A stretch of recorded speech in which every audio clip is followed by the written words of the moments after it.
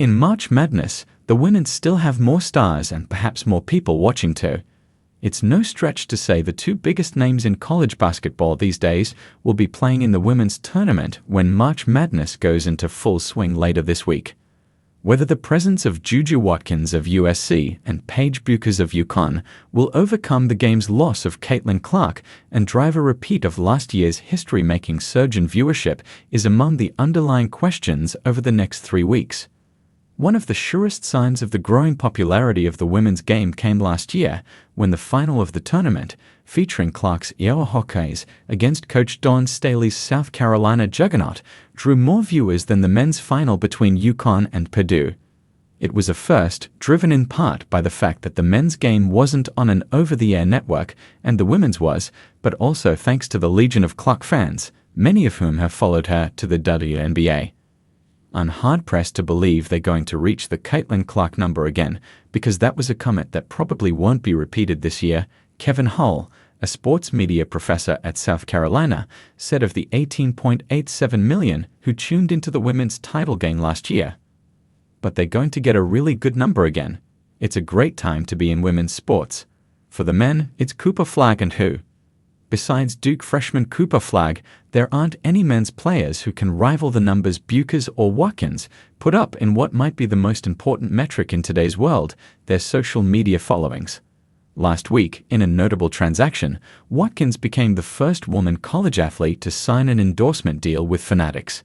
It's not to say there aren't compelling storylines in the men's tournament, but as has often been the case, they have more to do with coaches.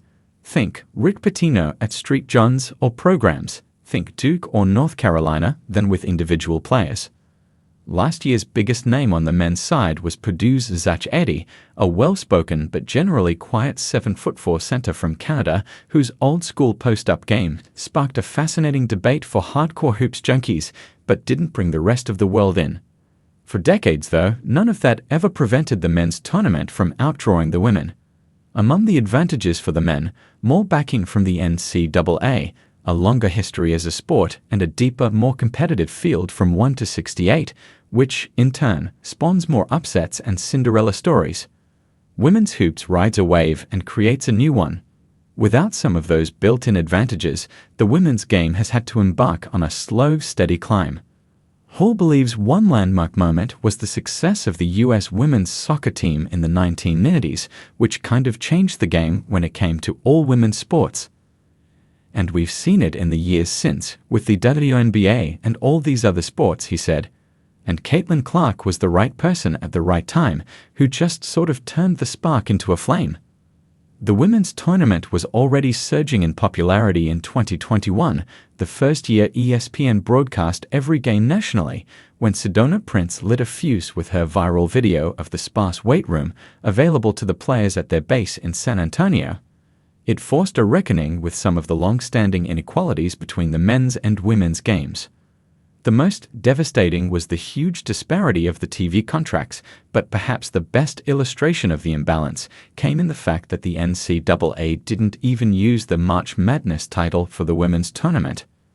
The renegotiation of the TV contract, some say for not enough, combined with Clark's rise, and a layering of some Magic versus Bird-like racial tension between Clark and Angel Reese, who say they have no problem with each other, helped push popularity and viewership to the heights seen last year.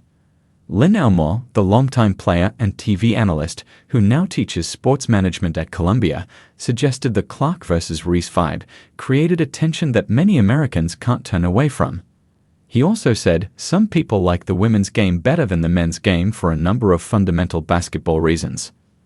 Earlier this year, the NCAA announced that women's teams, for the first time, would receive payments, known as units, for playing in March Madness. A lot of it has to do with us being treated like a sport now, said Staley, whose Gamecocks are top-seeded as they embark on their quest for back-to-back titles. When you treat us like a sport, you will get a return on your investment. Ratings this year remain good even without Clark. Most signs point toward last year's ratings as part of a sustainable trend.